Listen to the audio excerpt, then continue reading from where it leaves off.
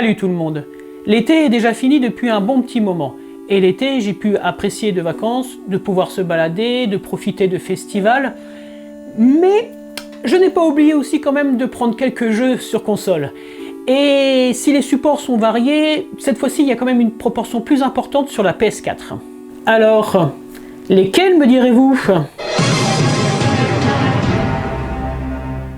Alors fin juin, j'étais du côté de Alice Game, le temple sacré du jeu vidéo.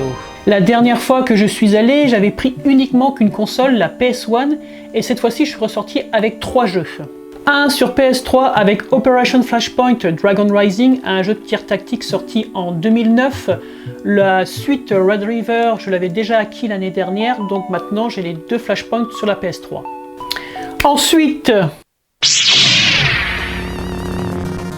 2 titres Star Wars avec d'un côté le Jedi Starfighter sorti en 2002 sur la PS2 et le Jedi Survivor qui lui est un peu plus récent, il est sorti en 2023 sur la PS5. L'originalité de ce Star Wars, que ce soit déjà du combat aérien, on peut utiliser les différents pouvoirs de la force comme le bouclier, les éclairs, les réflexes de Jedi, et c'est un jeu d'action scénarisé qui se situe un peu avant l'épisode 2 de la saga. Quant à Survivor, la suite directe de la quête du chevalier Jedi Cal Kestis dans Fallen Order, on est toujours dans un style d'exploration et de progression à la Metroidvania, et j'avais fortement apprécié le premier, donc je pense que celui-ci il va être bien cool aussi. Et pour ces 3 jeux, j'ai payé pour 25 €. Qui dit l'été dit aussi les soldes qui a lieu en début de la saison. Je suis allé dans la première semaine du mois de juillet dans le Leclerc Multimédia du coin. Il n'y avait pas grand chose, mais j'ai quand même trouvé un jeu que je vous montre en image.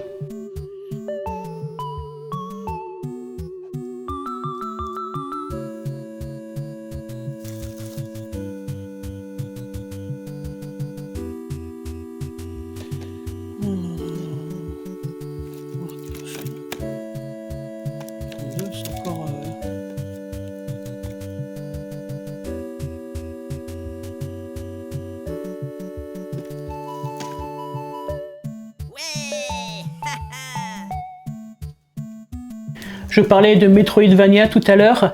Dead Cells retourne sur Castlevania qui est en réalité un DLC sorti en 2023 et que j'ai donc sa version sur PS4. Je n'ai jamais joué à la série Dead Cells, donc ça sera pour moi une première et comme vous pouvez le constater, il est encore sous blister et je l'ai eu pour 16 € à l'achat. Over 1 month later. Je retournais au Leclerc Multimédia du coin pour acheter une compilation de jeux remasterisés dont celui-là, ma biche, je l'attendais avec impatience qu'il sorte en version physique. J'ai nommé le Legacy of Kain Soul River 1 et 2 sur PS5. J'y ai joué et je l'ai fini et paf, quel plaisir de retrouver cet univers. Les environnements retouchés font propre, c'est les personnages que l'on voit qui ont été refaits principalement et complètement. Et je vous renvoie à ma vidéo de mon top 10 sur la PS1 où je vous dis que du bien du premier Soul River. Par contre, je me rappelle plus combien je l'ai payé. Ouais, il devait être dans les 20 €, quelque chose comme ça.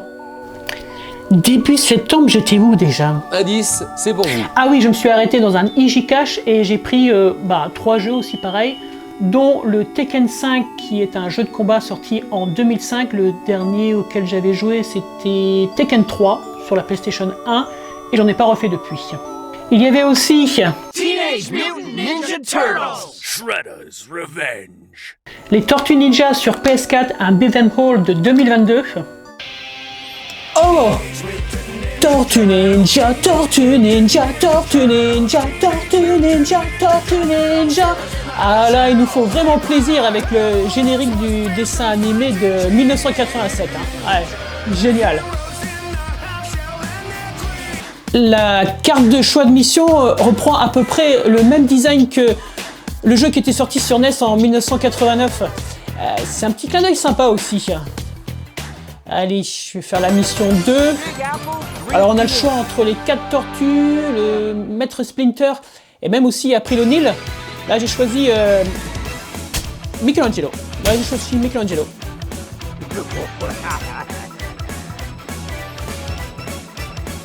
Alors on a la touche croix pour sauter et carré qui correspond aux attaques rapides. Rond, ça permet de esquiver. Oh, ça tombe bien. Et triangle qui fait la super attaque. Ouais, il en reste un. Une pizza. Total défouloir.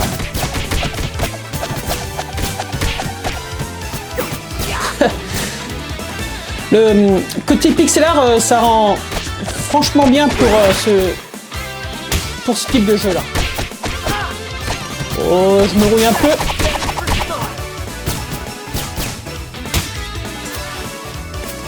Allez, prenez-vous la boule d'égout.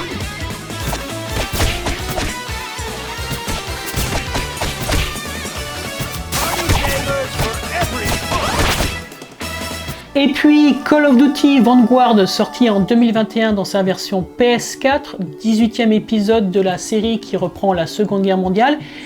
Et honnêtement, je l'ai apprécié. Allez, on va commencer dans le dur. On va commencer par le bombardement du premier porte-avions. Quand on aura passé la DCA. Heureusement que c'est un peu scénarisé sur ce moment-là. Accroche-toi bien, Hernandez. Ok, alors l'objectif principal, ça doit être de ne pas se prendre un pruneau avant d'arriver à larguer la bombe sur le porte-avions. Altitude. Franchement, c'était vraiment risqué à l'époque. Hein. Oh, wow, vache! Je m'étonne qu'il n'y a pas beaucoup de pilotes qui sont revenus après ces missions comme ça. Hein.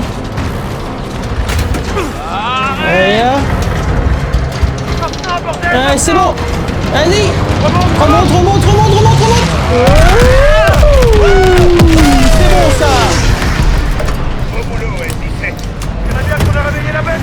Bref, tout ça pour dire que la campagne est très immersive et bien mise en scène avec un sound design qui est assez saisissant. Perso, j'ai bien apprécié le solo et son contexte historique. Pour un prix total de 31,97 €. Et puis, j'ai un ami qui m'a envoyé un message me disant « Hé Fred, j'ai récupéré des jeux PS4. Dis donc, est-ce que ça t'intéresse ?» Et pour ça, je le remercie grandement car j'ai pu lui prendre 1, 2, 3, 4, 5, 6 jeux. Pour commencer avec Borderlands 3, un RPG FPS sorti en 2019. Doom Eternal, un autre FPS sorti en 2020. Ça sera mon premier Doom auquel je vais essayer, je n'ai jamais joué à un autre épisode auparavant. Anthem, un action RPG sorti en 2019. Bon, on connaît tous la descente aux enfers pour le jeu et pour son studio BioWare. Étant donné qu'on pourra plus y jouer sous peu, il va rester dans la collection.